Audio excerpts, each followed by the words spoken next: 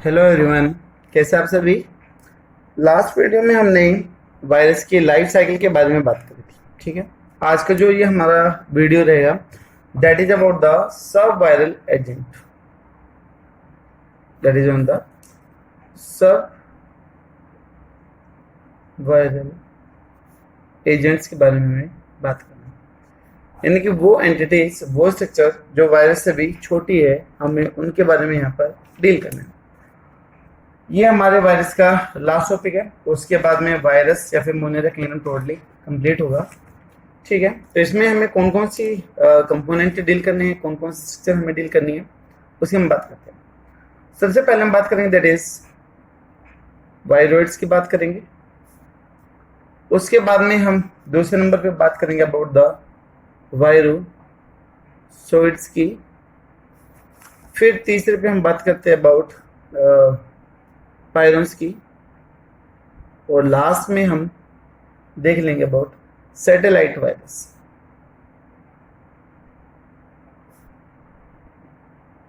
ठीक है, ये चीजें देखते हैं। उसके बाद में अगर कुछ टाइम बचता है तो फिर जो वायरस से रिलेटेड एक दो एक्स्ट्रा इन्फॉर्मेशन है, जैसे आपका क्रिप्टोग्राम हो गया या फिर जो इंटरफेरोन हो गई, जो वायरल की ग्रोथ को कंट्रोल करते हैं, उनके बारे में भी देखते हैं। ठीक है, तो टाइम वेस्ट नहीं करते, जल्दी से आते हैं सबसे पहले अबाउट द वायरोसोइड्स के बारे में बात करते हैं। तो first one structure that is the viroids. ठीक है, वायरोसोइड्स की प्रॉपर्टी क्या है, उसके कैरेक्टर क्या है, कहाँ कहाँ पर इफेक्ट करेगा, वो सारी चीजें हम यहाँ पर देखेंगे। सबसे पहले जो वायरोसोइड है that is discovered by Diener in 1971 में इसको डिस्कवर किया। ठीक है, ये जो वायरोसोइड है, वायरोइड है जो that is infectious RNA particle. ठीक है, इन्फेक्शियस आरएनए पार्टिकल है। और अगर आरएनए पार्टिकल में भी बात करें that is the single stranded RNA particle. तो it is infectious single stranded RNA particle. उसका जो मोलिकुलर वेट होगा वो ज्यादा होगा या फिर कम होगा, तो हम बात करेंगे विथ लो मोलिकुलर वेट। उसका मोलिकुलर वेट कैसा होगा, कम होगा। ठीक है, इसके अलावा ये जो है सिंगल स्टैंडर्ड है फिर डबल, तो हम इसका ये सिंगल स्टैंडर्ड है बट ये कैसा होगा, सर्कुलर होगा। This one is the circular RNA. ठीक है, तो सर्कुलर है। इसके अलावा इसको आप नेकेड आरएनए भी बोलते हो, जो किसी भी चीज से कवर्ड नहीं है, नेकेड आरएनए।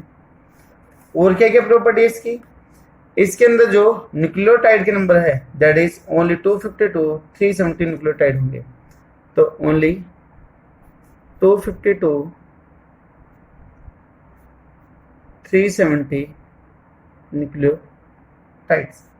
ठीक है, और कैप्सिड इसमें क्या होगी, एब्सेंट होगी। Capsid is absent. ठीक है, सिर्फ जेनेटिक मेटल है, जो कैप्सिड है वो भी इधर क्या हो गई, एब्सेंट हो गई। इसके अलावा ये जो इन्फेक्शियस नेचर का है वो मेनली प्लांट्स के ऊपर ज्यादा है एज कम्पेयर टू एनिमल्स। अभी तक एनिमल्स में रिपोर्ट नहीं किया गया, तो ये ज्यादा इन्फेक्शियस है। तो it's mainly infectious on plant and cause disease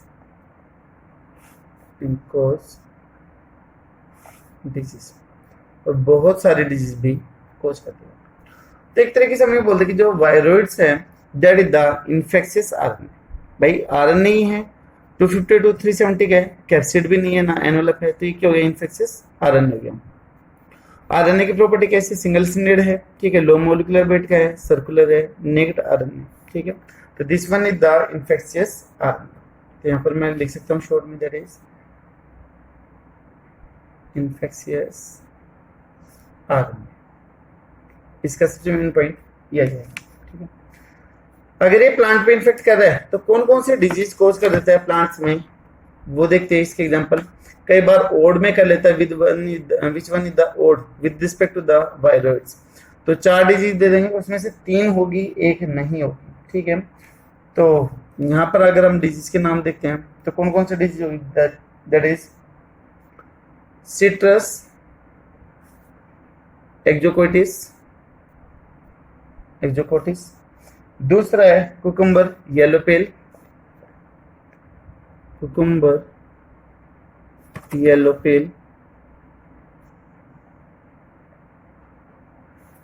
उसके बाद में third one that is potato spindle tuber disease.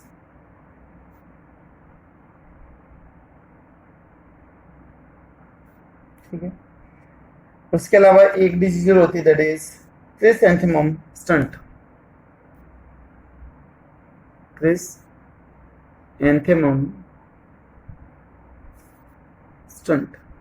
ठीक है। ये डिजीज यहाँ पर कोज होगी बाय द वायरस, ठीक है।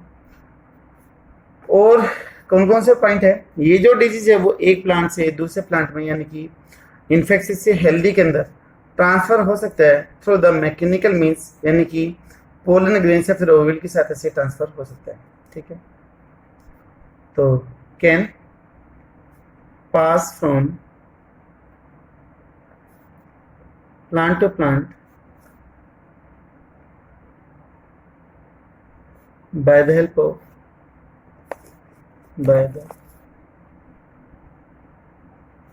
of mechanical mean,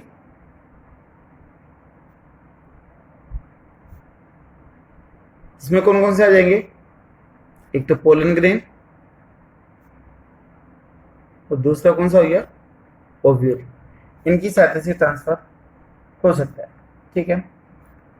इसके अलावा और क्या होगा, इसके अगर हम बात करें वायरॉइड की तो इसका जो साइज है वो जो स्मॉलेस्ट वायरस है प्लांट का, जो प्लांट वायरस सबसे छोटा, उसका भी नियर अबाउट 1/10 पार्ट होगा, ठीक है। ध्यान देना इस पॉइंट के ऊपर कि ये जो वायरॉइड है that is 1/10 part of the smallest plant virus, ठीक है। तो it is 1/10 part of smallest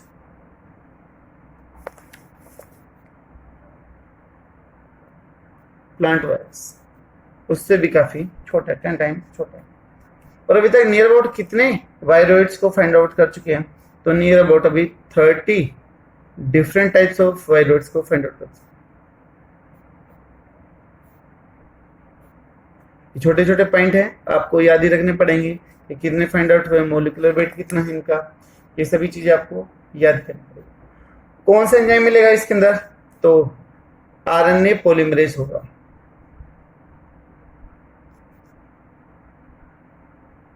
to make RNA. भाई आरएनए बनाना तो कौन सा एंजाइम होना चाहिए, आरएनए पॉलीमरेज ही होना चाहिए, ठीक है। तो ऐसे मानते हैं कि एक आरएनए का छोटा सा सेगमेंट है जो कैसे हो गया है, इन्फेक्शियस नेचर का हो चला है। तो इसलिए इसको मेनली जो इन्फेक्शन है वो किस पे पाया गया है, प्लांट के ऊपर नोटिस हुआ। और लास्ट पॉइंट, जिस सेल में ये इन्फेक्टेड होता है उसके न्यूक्लियोलस में नियर अबाउट 200 to 10,000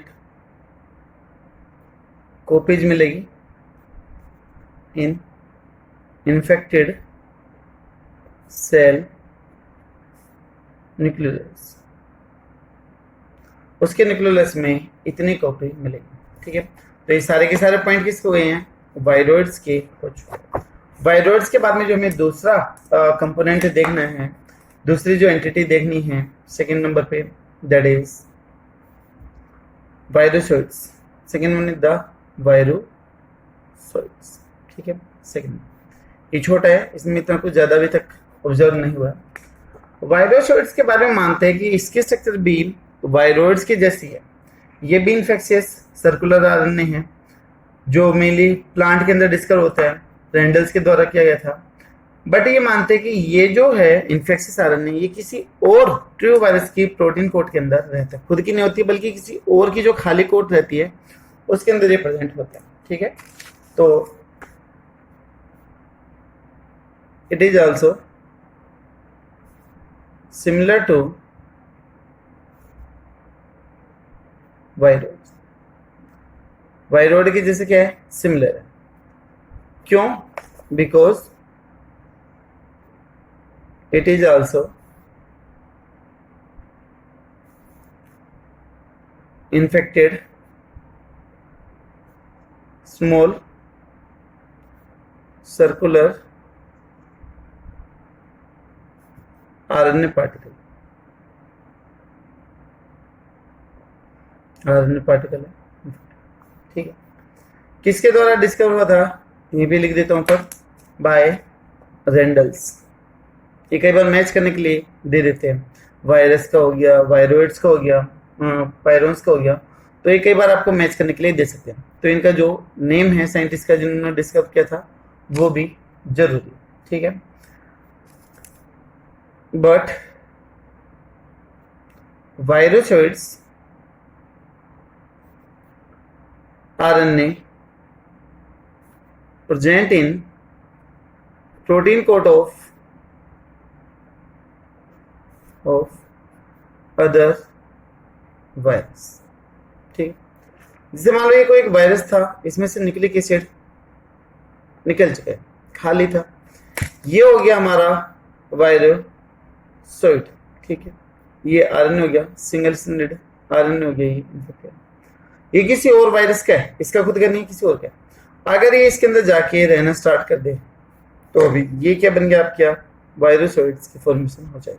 ठीक है, कुल मिला के घर था, कोई छोड़ के चला गया, ये मकान खाली था, ये पर्सन सड़क पे रह रहे थे, इनको रहने के लिए स्पेस चाहिए था, ये उठ के इस घर में आ गए। ठीक है, तो ये चीज क्या कहलाएंगी, वायरोसॉइड कहलाएंगी। तो ऐसे नेचर किस में होगा, वायरोसॉइड में।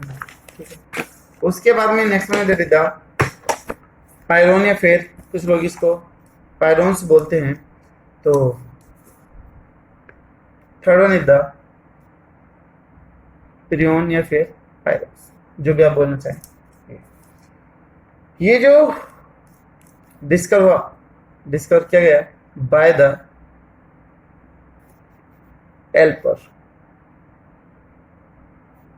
नाम के साइंटिस्ट। देखिए, वायरोइड किसने किया था, डाइनर ने। ठीक है, वायरोसॉइड किसने किया, रेंडल ने। और ये पायरोन्स या फिर पिरियंस किसने किया है, बाय द एल्पर। ठीक है, जिससे नेम आपको हिंट दे रहा है पी, तो पी से आ जाएगा आपका प्रोटीन। तो these are the infectious protein particles. तो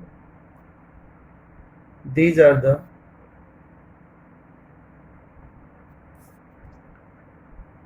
infectious protein particles। ठीक है, प्रोटीन के पार्टिकल है जो इन्फेक्शियस नेचर के आ चुके हैं। इनके केस में डीएनए और आरएनए दोनों चीजें क्या होगी, प्रेजेंट होगी। पायरोन्स में ना डीएनए मिलेगा ना आरएनए मिलेगा, तो DNA and RNA both are absent, इसमें कुछ भी नहीं मिलेगा। ठीक है, इसके अलावा अगर हम बात कर दे तो ये सिर्फ और सिर्फ किस में इन्फेक्शियस है, एनिमल के अंदर इन्फेक्शियस है, प्लांट में नहीं मिलता है। जिसे हमने देखा था वायरोइड्स, वो सिर्फ किस में इन्फेक्शियस था, प्लांट में। तो इसी तरीके से पायरोन या फिर पिरियंस किस में इन्फेक्टेड होगा, सिर्फ और सिर्फ ये एनिमल में ही इन्फेक्ट करेगा। ठीक है, तो पैथोजेनिक ओनली इन एनिमल्स, सिर्फ और सिर्फ एनिमल्स में ही ये इन्फेक्टेड होते हैं। ठीक है, कुछ फेमस डिजीज है, और मेनली अगर मैं डिजीज की भी बात करूं तो एनिमल के जो सेंट्रल नर्वस सिस्टम है उसको ये अफेक्ट करते हैं। तो affect on CNS, central nervous system को अफेक्ट करेगा। जैसे कौन कौन से डिजीज है यहाँ पर ले लेते, काफी इंपॉर्टेंट है कंपटीशन एग्जाम के लिए।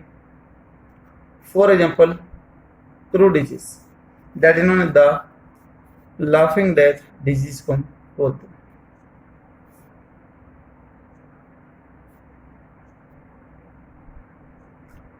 इसमें नर्वस सिस्टम डैमेज होता है तो पर्सन को पेन फील नहीं होता है इतना, तो इसलिए इसको लाफिंग डेथ डिजीज बोला गया। दूसरा है स्क्रैपीज। स्क्रैपीज, ये जो डिजीज होती है स्क्रैपीज, वो किसको होती है? इन सिप, भेड़ के अंदर होती है। नर्वस सिस्टम डैमेज हो चुका है, पूरी बॉडी में इचिंग होने लगती है, तो वो अपनी बॉडी को किसी भी प्लांट के साथ में, वाल के साथ में, या फिर जो कांटे वाले तार होते हैं उनके साथ में रब करना स्टार्ट करते हैं, तो बॉडी के जितने भी एयर उन सभी को हटा देती है। और इवन कई बार तो जो स्किन है वो भी रप्चर हो जाते हैं, ब्लड आने स्टार्ट हो जाते हैं। This one is the scrapie disease in the sheep. ठीक है, तो इसमें क्या होगा? दे रब देयर बॉडी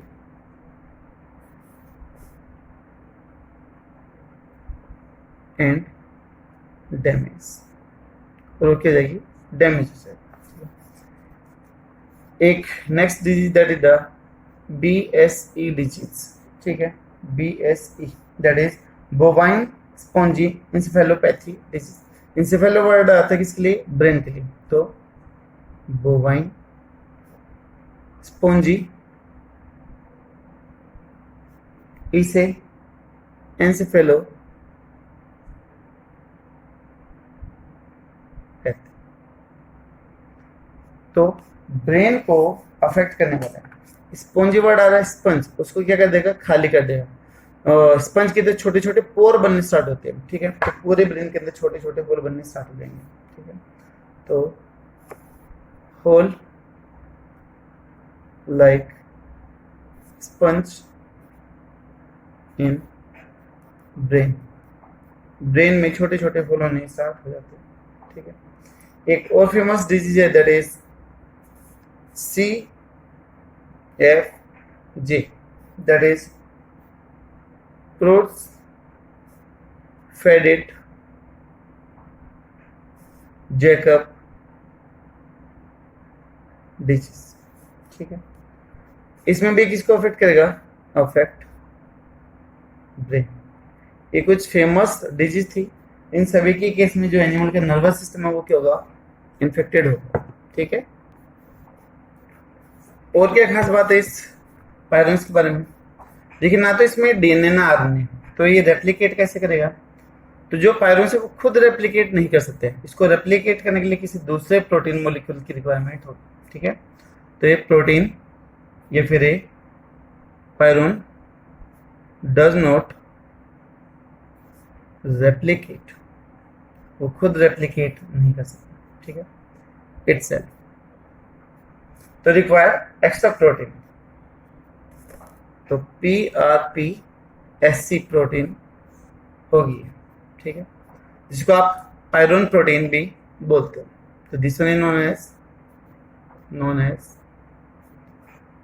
पायरन प्रोटीन। ये देखो, जो पायरन प्रोटीन है बोलते कि हमारे ब्रेन में मिलती है। ठीक है, तो उसी का एक म्यूटेड फॉर्म है, उसी की एक चेंज फॉर्म है जो इन्फेक्शियस नेचर की हो गई है। ठीक है, तो इसलिए ब्रेन को अफेक्ट करना स्टार्ट कर देता। ठीक है, इसके अलावा जैसे जैसे इसकी अमाउंट बढ़ती जाएगी, तो अभी मैंने बोला आपको कि जो PRP है, PRP, इसकी दो फॉर्म होती है। एक तो होती है C, है ना, C, जो कौन सी है? नॉर्मल है। और SC कौन सी है? दैट इज द अबनॉर्मल या फिर इन्फेक्टेड है। तो PRPC इज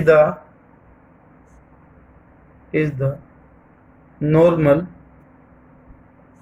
होस्ट प्रोटीन। ठीक है, दोनों में डिफरेंस है, नॉर्मल होस्ट प्रोटीन है।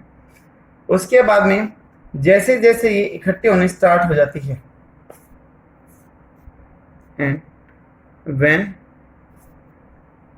इट्स अमाउंट गेट हाई या फिर डिपॉजिट हाई, तभी काफी ज्यादा डिपॉजिट हो गई, तो मेक फिब्रिल, फिलामेंट लाइक से बना देगी, एंड कोज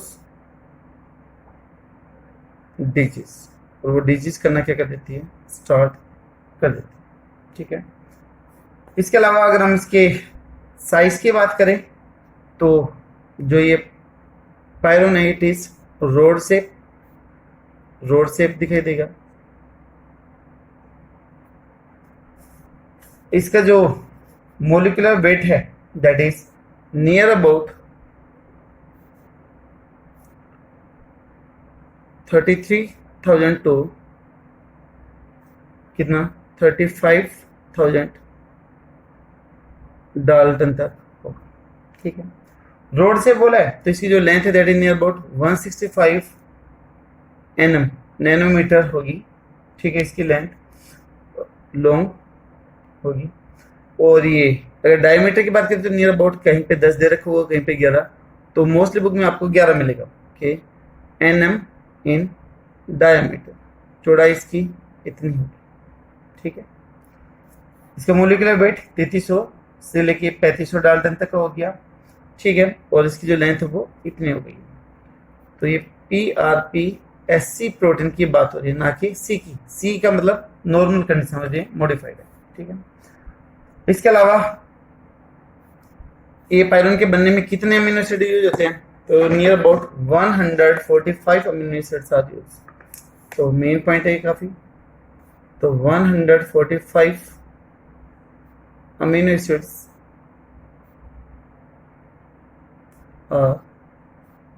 इन्वॉल्व या फिर यूज्ड। ठीक है, अगर इसको किल करना हो तो किल कैसे करा जाए? किल बाय, इसको किल करने के लिए पीएच का भी यूज कर सकते हैं। पीएच की जो वैल्यू है that is near about 3 pH के राउंड होनी चाहिए। ठीक है, यूवी रेडिएशन का यूज कर सकते हैं, उसकी जो वेवलेंथ होगी दैट इज 254 nm की होगी। इसी तरीके से एंजाइम आ गया, न्यूक्लियस, जो न्यूक्लिक एसिड को कट करेगा। इसके अलावा फॉर्मल्डिहाइड केमिकल आपने पहले भी पढ़ा था, उसका भी यूज कर सकते हैं। इसके अलावा जो ऑटोक्लेविंग टेक्निक है उसका भी यूज कर सकते हैं, जिसमें जो टेम्परेचर है वो नियर अबाउट 132 डिग्री सेल्सियस तक रहता है नियर अबाउट 2 आवर्स के लिए। तो हम इसको इजिली किल कर सकते हैं। तो आप देख पा रहे हो कि इसको किल करने के लिए काफी ज्यादा हार्ड एफर्ट करने पड़ेंगे। ठीक है, अगर मोलिकुलर वेट की बात करें तो वायरोस और पायरोन्स दोनों के वेट वायरस से क्या होंगे? कम होंगे, क्योंकि वहां पर एक में प्रोटीन कोड नहीं है और एक में न्यूक्लिक एसिड नहीं है, तो इसलिए इनका वेट काफी कम होगा। ठीक है, तो बोलते हैं कि इस ह्यूमन जीन का ये मॉडिफाइड है या उसी का म्यूटेंट है, तो ये पॉइंट भी इंपॉर्टेंट है। पायरन is the product of human gene. Human gene का ये एक प्रोडक्ट, और जीन कौन सा? That is the PRP gene. ठीक है, और ये जो PRP जीन होता है that present on 20th chromosome, जो 20वें नंबर का जो क्रोमोसोम है उसके ऊपर ये प्रेजेंट होता है। ठीक है, इस जीन के बनने के अंदर 2 एक्सोन और एक इंट्रोन की इन्वॉल्वमेंट होती है। बाद में ये 2 mRNA बनेंगे छोटे छोटे। ठीक है, आपस में क्या करेंगे? जुड़ जाएंगे। एक mRNA बन गया पूरा पूरा, इस mRNA से क्या बनेगी? प्रोटीन की फॉर्मेशन हो जाएगी, और वही प्रोटीन कैसे हो जाएगी? आपकी इन्फेक्शियस नेचर की हो जाती है। ठीक है, तो ये आपका अबाउट द पायरोन्स। तो काफी कुछ यहाँ पर चीजें क्लियर हो चुकी है। जो लास्ट एंटिटी है, जो लास्ट कंपोनेंट है, वो भी हम देख लेते हैं यहाँ पर ही, that is satellite virus.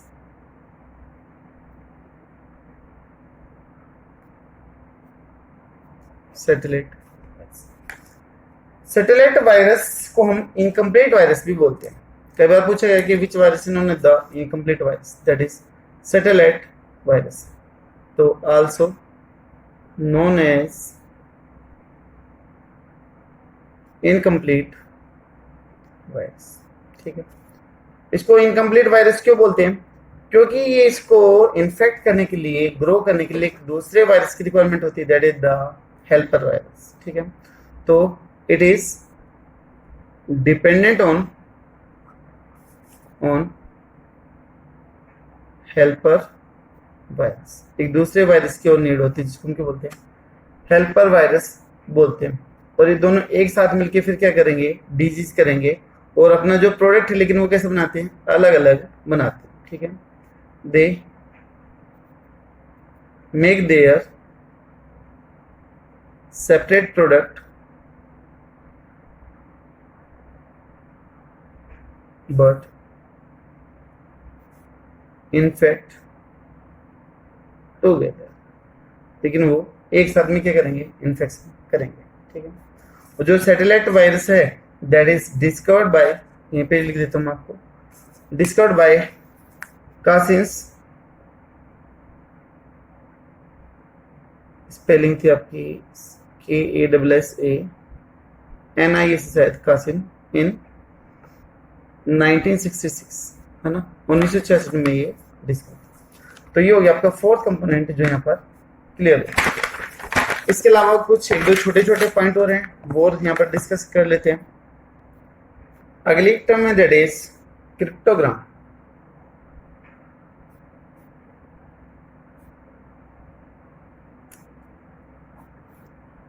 Cryptogram क्या है वायरस के लिए, कि एक सिंबल है जिसमें डिफरेंट डिफरेंट स्टेट है वायरस के, उनको हम सिंबल की सहायता से रिप्रेजेंट करते हैं। तो उसी मेथड को हम क्या बोलते हैं, क्रिप्टोग्राम मेथड बोलते हैं। तो a symbolic representation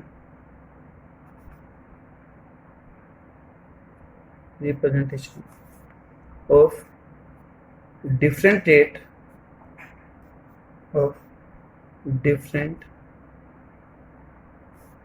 states of a virus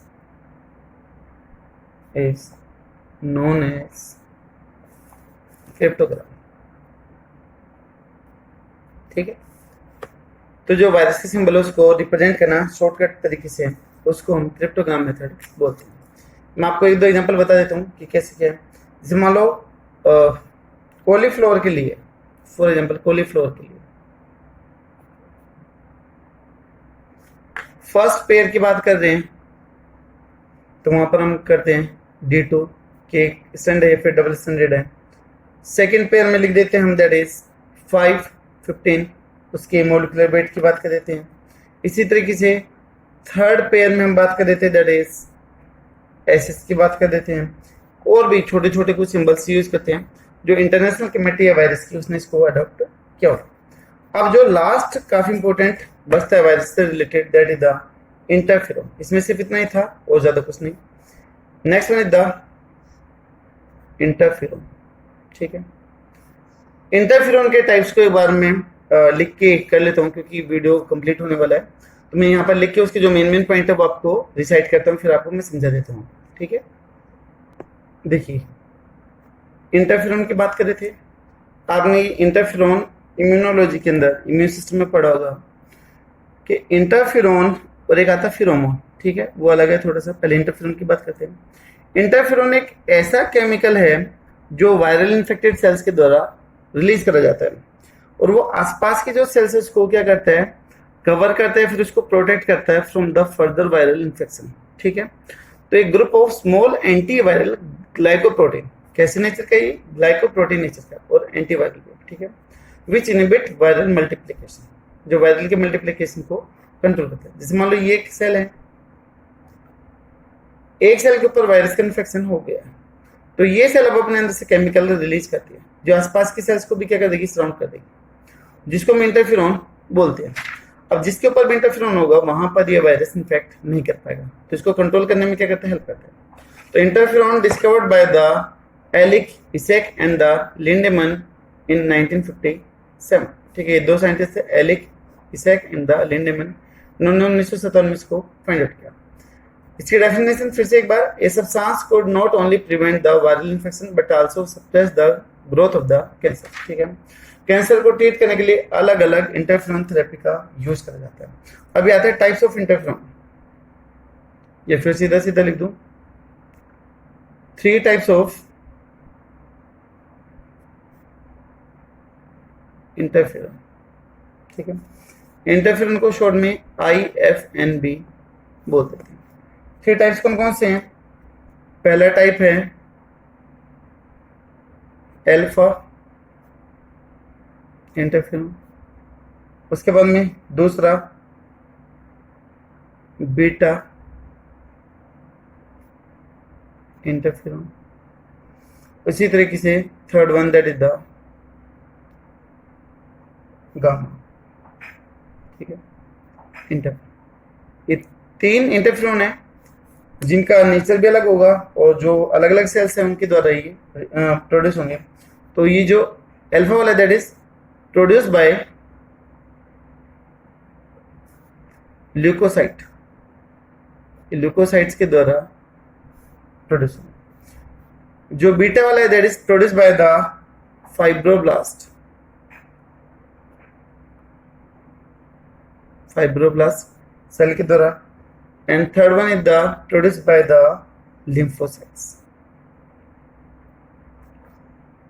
आपने ये डिफरेंट टाइप्स ऑफ सेल्स पढ़े होगी in case of the blood circulatory system या इम्यूनोलॉजी में पढ़ी। नहीं पढ़े तो हम आगे पार्ट करेंगे इम्यून सिस्टम का या फिर एनिमल का, तो वहां पर हम इस चीज को एक बार अच्छे से देख लेंगे। ठीक है, तो ये हो गया आपके 3 डिफरेंट टाइप ऑफ इंटरफेरोन और कहाँ से रिलीज होते हैं, ये काफी ज्यादा जरूरी। ठीक है, जो इंटरफेरोन होता है that is virus non specific, यानी कि एक इंटरफेरोन से ज्यादा वायरस के ऊपर भी काम कर सकता है। तो इंटरफेरोन इज नॉन स्पेसिफिक